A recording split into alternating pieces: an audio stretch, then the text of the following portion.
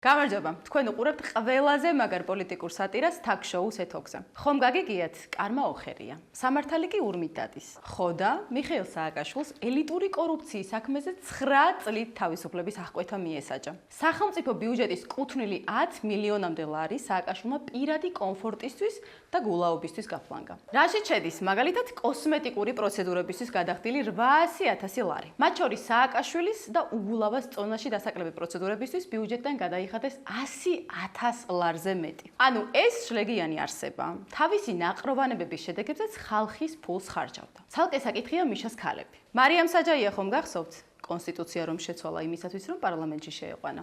მისი საჩუქრების ფული, ალანა გაგლოევას არაბეთში გულაობის ფული, თინა ბოკუჩავასთვის საჩუქრების ფული, სოფონი ჯარაძე, რომელიც უკვე მისი შვილის დედა, მაშინ კი უარყოფდნენ ერთად ყოფნას, რადგან მიშას ჯერ კიდევ სანდრა ჰყავდა ცოლად. სოფოსთვის სასტუმროს და ფრენის ხარჯები. ვერა ქობალიას მშობლებისთვის და დისთვის სამგზავრო ბილეთების ფული. კრისტინა და ნატალია უსუპოებისთვის სასტუმროს და ფრენის ფული. და ასე შემდეგ. ანუ ეს რეიპისტი თავის ქალებსაც ჩვენი ფულით აგულავებ და პოლიტიკური თანამდებობების დარიგებას რომ თავი დავანებოთ და სოფონი ჟარაძის ესტრადის დედოფლად დასვას. დოქტორ დოტი ხომ გახსოვთ? კბილებით რომ უკეთებდა მიშას მასაჟს. მასაც ბიუჯეტიდან უხდიდა ფულს. კერძით მხატვრობაზე თუ მენიათ რამე. ვინმე მერედით ოსტრომი, რომელიც საკუთარი მკერდით ხატავდა ნახატებს, მისი მოტრფიალე ყოფილა მიშიკო და მისი ნახატების შესაძენადაც ბიუჯეტიდან ხარჯავდა ფულს. სიგიჟების მასშტაბს აკვირდებით ხომ? სააკაშვილს პირადი სტილისტი წყოლია.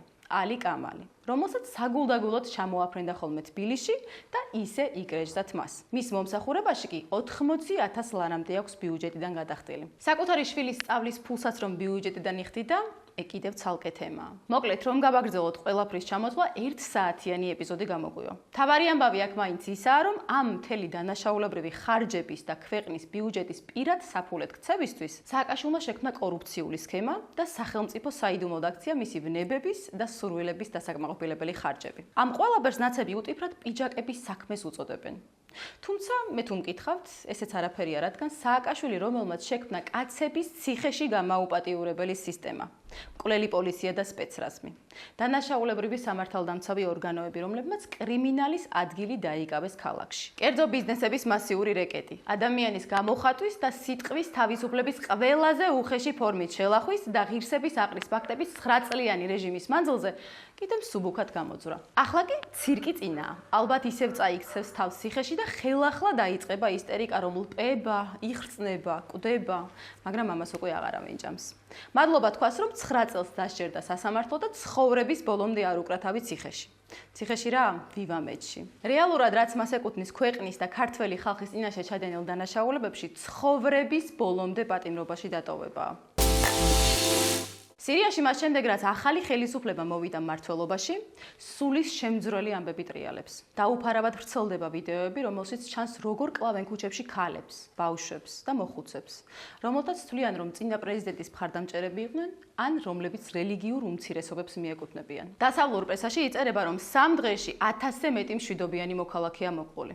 ახლა წარმოიდგინეთ, რეალურად რამდენად დიდი იქნება ეს რიცხვი. ამ საზრაელ მკვლელობებს შადის ის ახალი რეჟიმი, რომელიც დასავლეთმა და ამერიკის წინა ადმინისტრაციამ დემოკრატად და პროევროპელად აღიარა. მისცა ლეგიტიმაცია. და მეტიც, ამ საზარელი მკვლელობების გასაჯაროების შემდეგ მას ევროკომისია ბრიუსელში ეპატიჟება ოფიციალური ვიზიტით. ევროპის აღშფოთება ათასობით მოკლულზე, მათ შორის უამრავ ქრისტიანზეც არსად ისმის. ამის პარალელურად კი საქართველოსადმი ჩვენ ვისმენთ მკაცრ განცხადებებს აბსურდული ბრალდებებით, რომ დემოკრატიამ უკან დაიხია, რომ ხელახალი არჩევნებია ჩასატარებელი, რომ ძალადობრივი პროტესტის პროპორციული ზალი დაშლა სასტიკი დანაშაულია და ასე შემდეგ. ხვდებით ხომ ორმაგი სტანდარტის ხარისხს? ამორალურობა და უსამართლობა რომ გვერდით გადავდოთ. ესაა რასაც ქვეყანა გადარჩა, რაც აგვარიდა ბიზინა ივანიშვილმა და ქართულმა ოცნებამ.